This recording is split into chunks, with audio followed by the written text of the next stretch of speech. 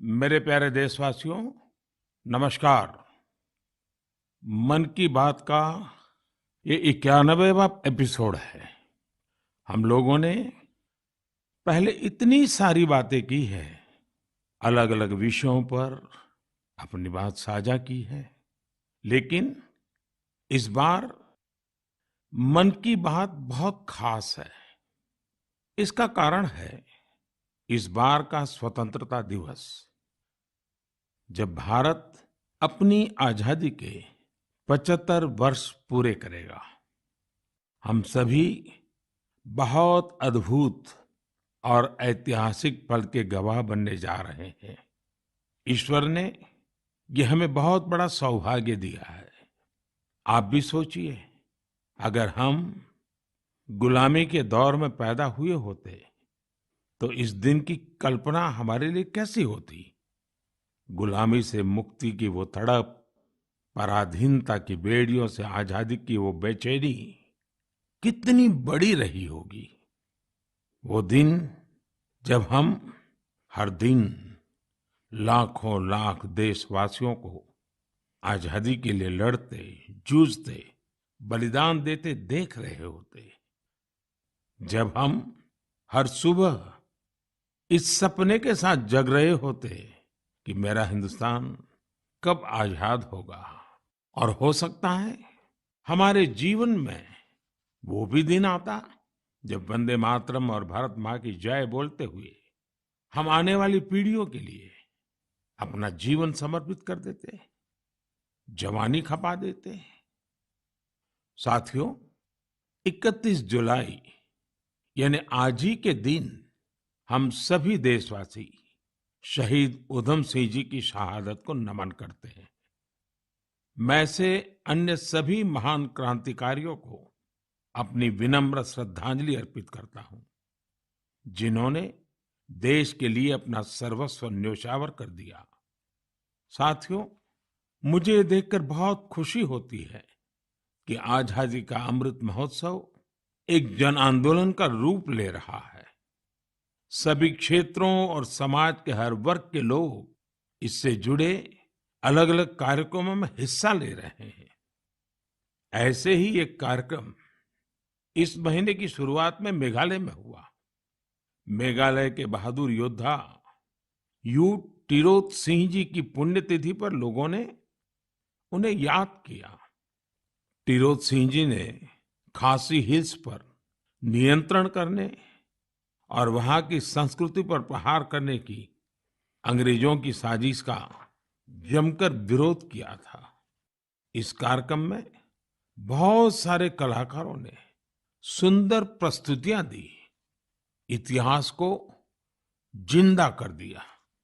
इसमें एक कार्निवल का आयोजन भी किया गया, जिसमें मेघालय की महान संस्कृति को बड़े ही खूबसूरत तरीके से दर्शाया गया।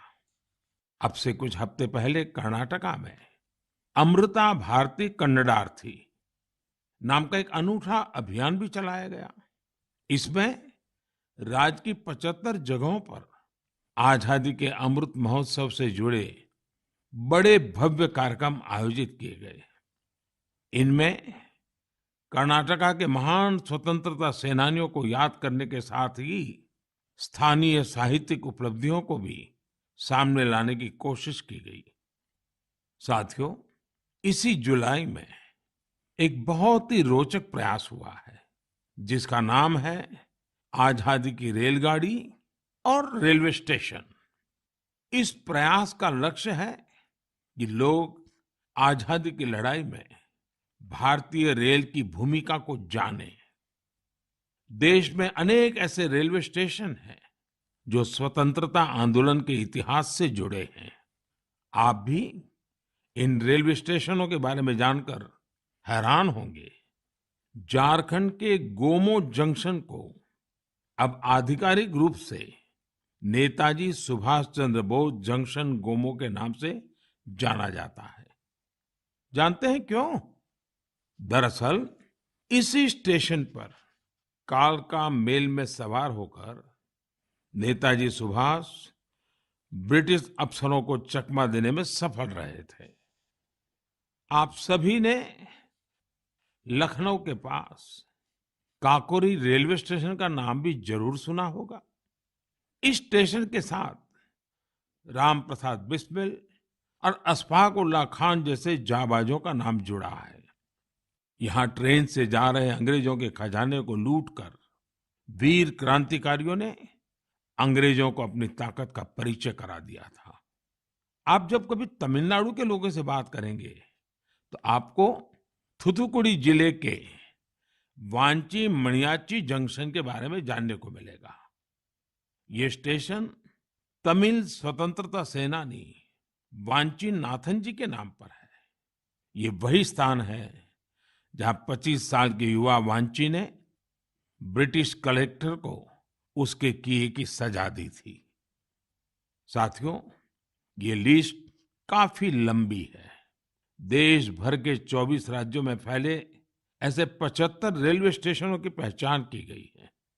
इन 75 स्टेशन को बहुत ही खूबसूरती से सजाया जा रहा है। इनमें कई तरह के कार्यक्रमों का भी आयोजन हो रहा है। आपको भी समय निकालकर अपने पास के ऐसे ऐतिहासिक स्टेशन पर जरूर जाना चाहिए। आपको स्वतंत्रता आंदोलन के ऐसे इतिहास के बारे में विस्तार से पता चलेगा जिनसे आप अनजान रहे हैं। मैं आसपास के स्कूल के विद्यार्थियों से आग्रह करूंगा, टीचर से आग्रह करूंगा कि अपने स्कूल के छोटे छोटे बच्चों को लेकर के जरूर स्टेशन पे जाएं और पूरा घटनाक्रम उन बच्चों को सुनाएं, समझाएं। मेरे प्यारे देशवासियों, आजादी के अमृत महोत्सव के तहत 13 से 15 अगस्त तक एक स्पेशल मूवमेंट हर घर तिरंगा का आयोजन किया जा रहा है। इस मूवमेंट का हिस्सा बनकर 13 से 15 अगस्त तक आप अपने घर पर तिरंगा जरूर फहराएं या उसे अपने घर पर लगाएं। तिरंगा हमें जोड़ता है, हमें देश के लिए कुछ करने के लिए प्रेरित करता है। मेरा एक सुझाव ये भी है कि 2 अगस्त से 15 अगस्त तक हम सभी अपनी सोशल मीडिया प्रोफाइल पिक्चर में तिरंगा लगा सकते हैं। वैसे क्या आप जानते हैं, 2 अगस्त का हमारे तिरंगे से एक विशेष संबंध भी है। इसी दिन पिंगली वेंकैया जी की जन्म जयंती होती है, जिन्होंने हमारे राष्ट्रीय ध्वज को डिजाइन किया था। मैं उन्हें आदरपूर्वक श्रद्धांजलि अर्पित करता हूं। अपने राष्ट्रीय ध्वज के बारे में बात करते हुए मैं महान क्रांतिकारी मैडम कामा को भी याद करूंगा। तिरंगे को आकार देने में उनकी भूमिका बेहद महत्वपूर्ण रही है।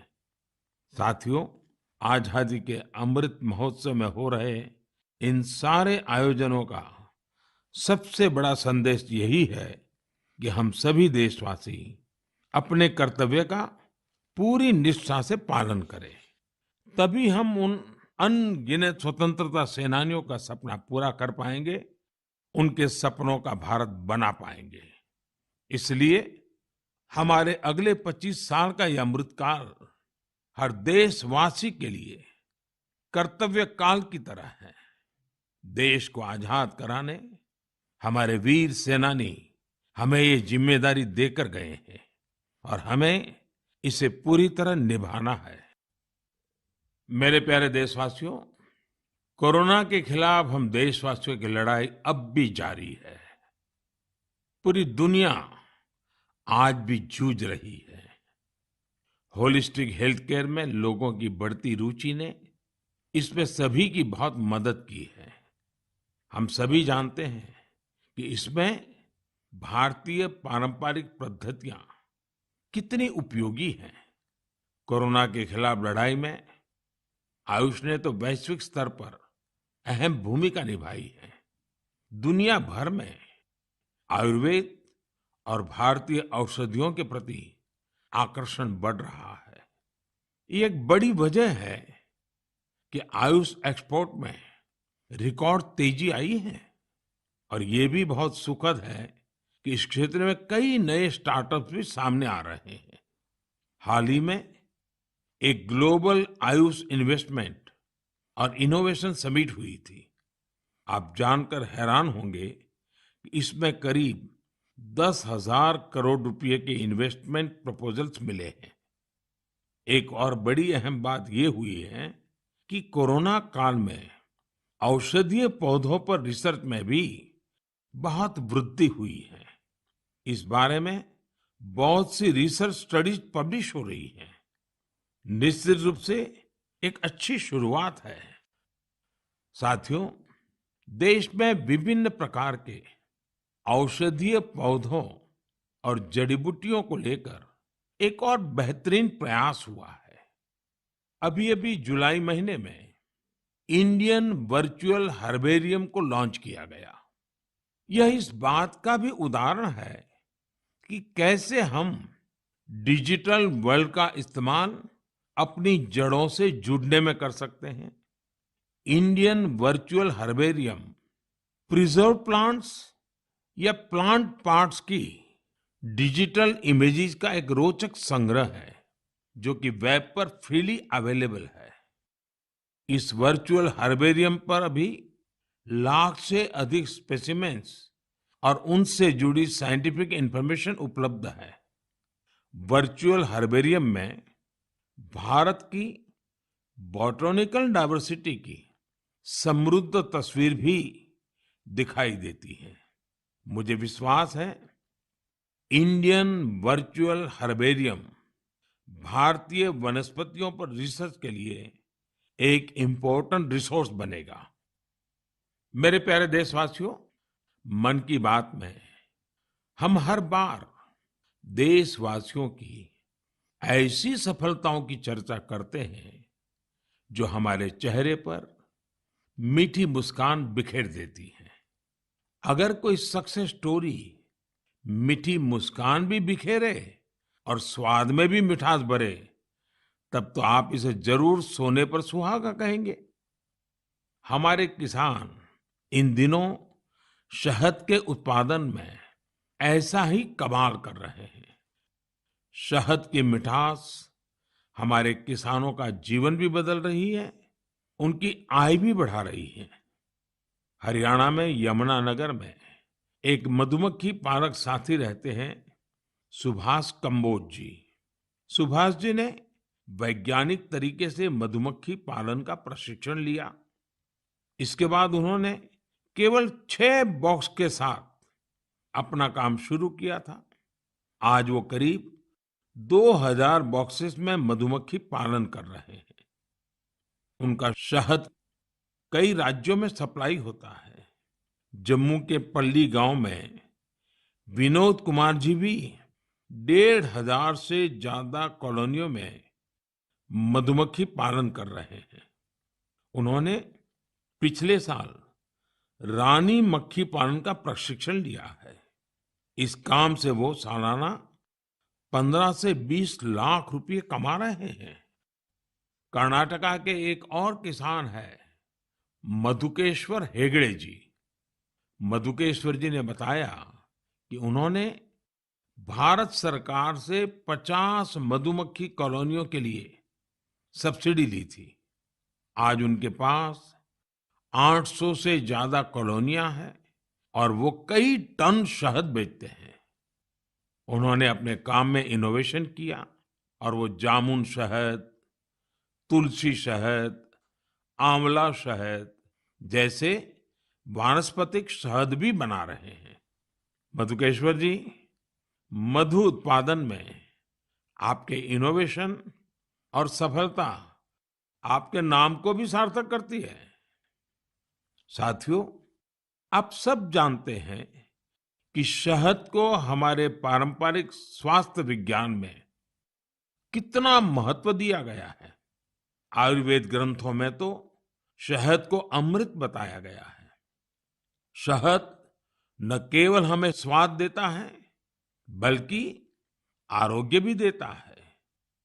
शहद उत्पादन में आज इतनी अधिक संभावनाएं हैं कि प्रोफेशनल पढ़ाई करने वाले युवा भी इसे अपना स्वरोजगार बना रहे हैं। ऐसे ही एक युवा है यूपी में गोरखपुर के निमित सिंह।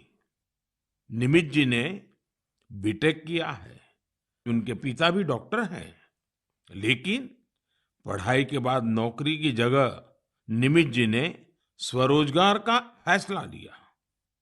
उन्होंने शहद उत्पादन का काम शुरू किया। क्वालिटी चेक के लिए लखनऊ में अपनी एक लैब भी बनवाई। निमित जी अब शहद और बी वैक्स से अच्छी कमाई कर रहे हैं और अलग-अलग राज्यों में जाकर किसानों को प्रशिक्षित भी कर रहे हैं। ऐसे युवाओं की मेहनत से ही आज देश इतना बड़ा शहद उत्पादक बन रहा है।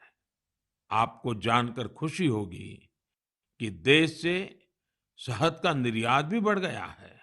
देश ने national bee keeping and honey mission जैसे अभियान चलाए। किसानों ने पूरा परिश्रम किया और हमारे शहद की मिठास दुनिया तक पहुंचने लगी। अभी इस क्षेत्र में और भी बड़ी संभावनाएं मौजूद है। मैं चाहूंगा कि हमारे युवा इन अवसरों से जुड़कर उनका लाभ लें और नई संभावनाओं को साकार करें। मेरे प्यारे देशवासियों, मुझे हिमाचल प्रदेश से मन की बात के एक श्रोता श्रीमान आशीष बहल जी का एक पत्र मिला है। उन्होंने अपने पत्र में चंबा के मिंजर मेले का जिक्र किया है। दरअसल मिंजर मक्के के फूलों को कहते हैं। जब मक्के में मिंजर आते हैं तो मिंजर मेला भी मनाया जाता है और इस मेले में देश भर के पर्यटक दूर दूर से हिस्सा लेने के लिए आते हैं। संयोग से मिंजर मेला इस समय चल भी रहा है। आप अगर हिमाचल घूमने गए हुए हैं तो इस मेले को देखने चंबा जा सकते हैं। चंबा तो इतना खूबसूरत है कि यहाँ के लोक गीतों में बार बार कहा जाता है, चंबे एक दिन ओना कने महीना रहना। यानी जो लोग एक दिन के लिए चंबा आते हैं वे इसकी खूबसूरती देखकर महीने भर यहाँ रह जाते हैं। साथियों, हमारे देश में मेलों का भी बड़ा सांस्कृतिक महत्व रहा है। मेले जन मन दोनों को जोड़ते हैं। हिमाचल में वर्षा के बाद जब खरीफ की फसलें पकती हैं, तब सितंबर में शिमला, मंडी, कुल्लू और सोलन में सैरी या सैर भी मनाया जाता है। सितंबर में ही जागरा भी आने वाला है। जागरा के मेलों में महासू देवता का आह्वान करके बीसू गीत गाए जाते हैं। महासू देवता का ये जागर हिमाचल में शिमला, किन्नौर और सिरमौर के साथ साथ उत्तराखंड में भी होता है। साथियों, हमारे देश में अलग-अलग राज्यों में आदिवासी समाज के भी कई पारंपरिक मेले होते हैं।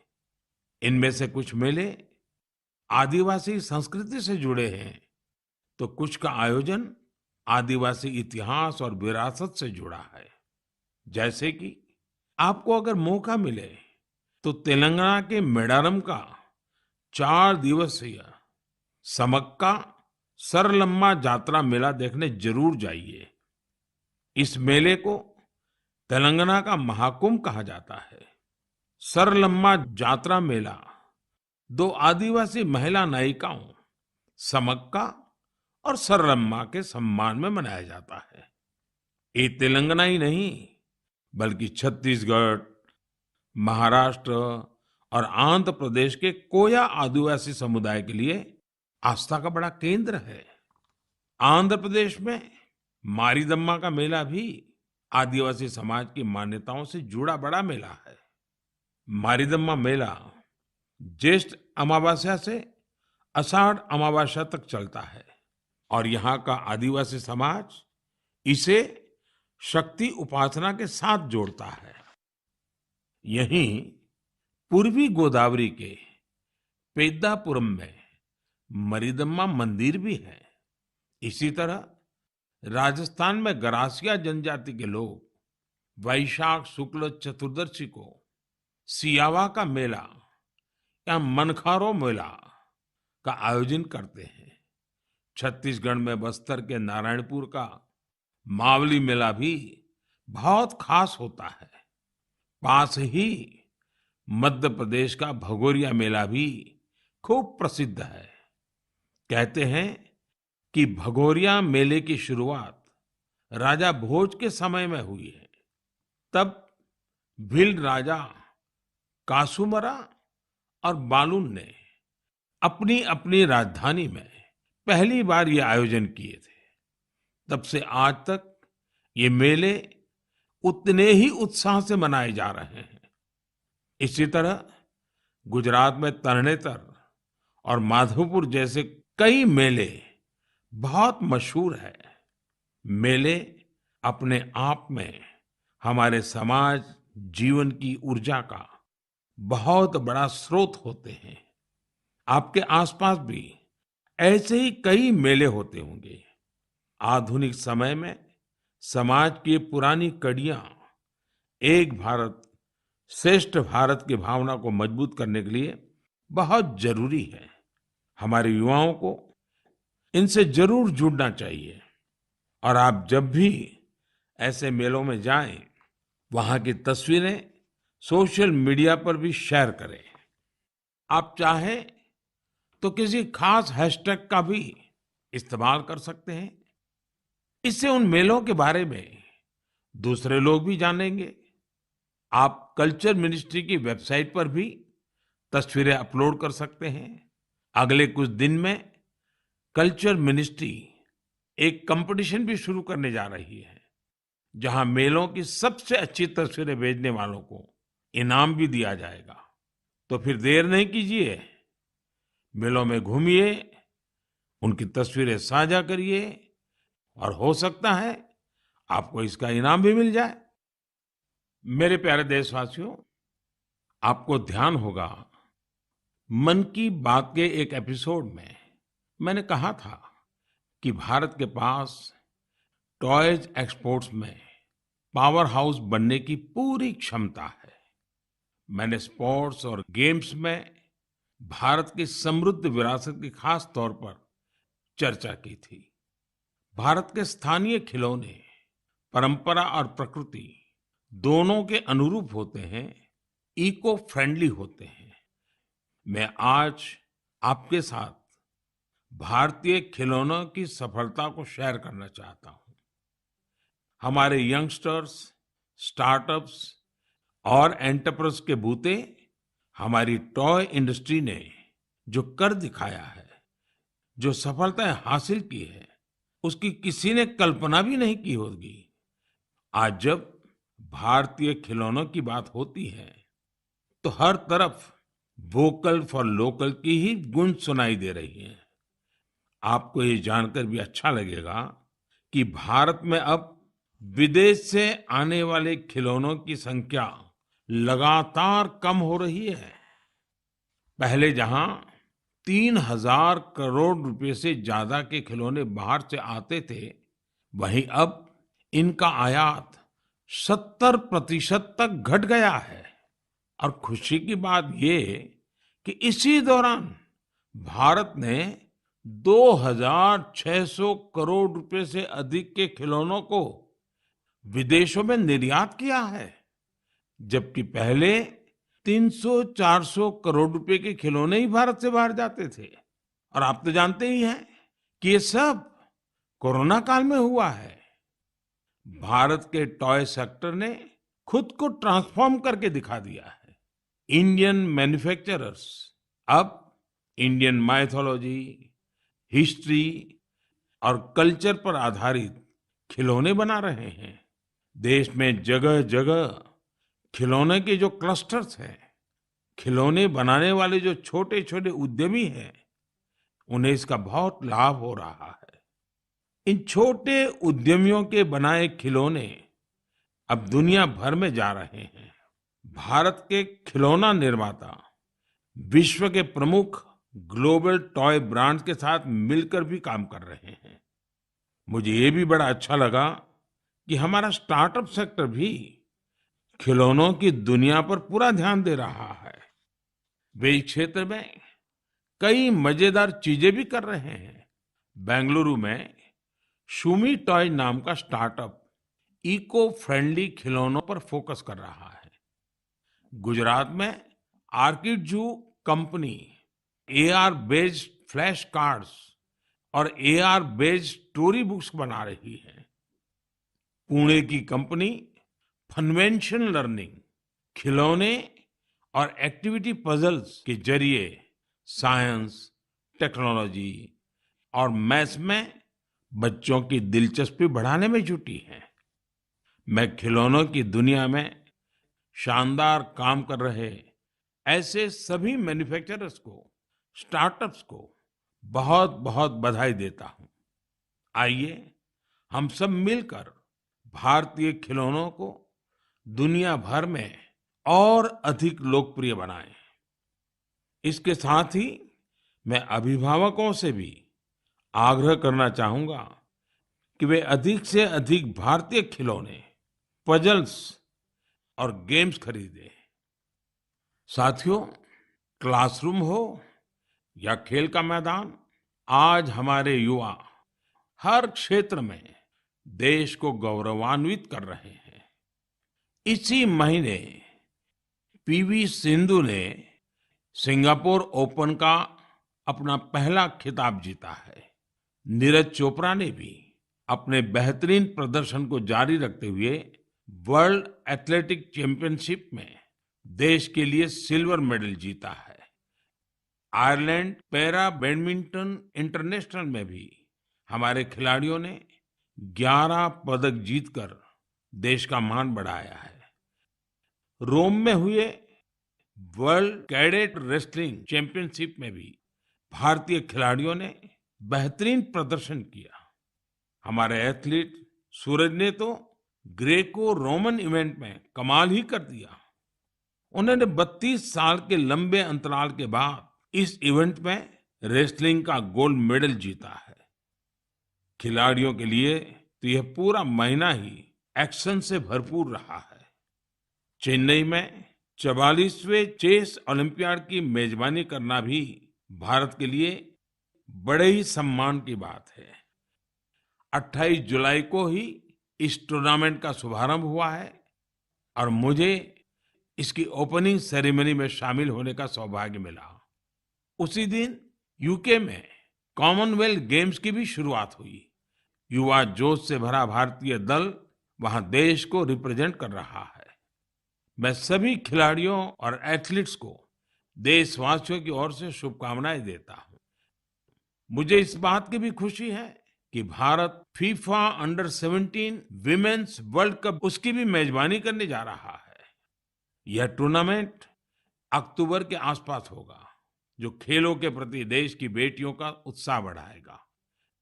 साथियों, कुछ दिन पहले ही देश भर में 10वीं और 12वीं कक्षा के परिणाम भी घोषित हुए हैं। मैं उन सभी स्टूडेंट्स को बधाई देता हूं जिन्होंने अपने कठिन परिश्रम और लगन से सफलता अर्जित की है। महामारी के चलते पिछले 2 साल बेहद चुनौतीपूर्ण रहे हैं। इन परिस्थितियों में भी हमारे युवाओं ने जिस साहस और संयम का परिचय दिया, वह अत्यंत सराहनीय है। मैं सभी के सुनहरे भविष्य की कामना करता हूं। मेरे प्यारे देशवासियों, आज हमने आजादी के 75 साल पर देश की यात्रा के साथ अपनी चर्चा शुरू की थी। अगली बार जब हम मिलेंगे तब हमारे अगले 25 साल की यात्रा भी शुरू हो चुकी होगी। अपने घर और अपनों के घर पर हमारा प्यारा तिरंगा फहरे, इसके लिए हम सबको जुटना है। आपने इस बार स्वतंत्रता दिवस को कैसे मनाया? क्या कुछ खास किया? ये भी मुझसे जरूर साझा करिएगा। अगली बार हम अपने इस अमृत पर्व के अलग-अलग रंगों पर फिर से बात करेंगे। तब तक के लिए मुझे आज्ञा दीजिए। बहुत-बहुत धन्यवाद।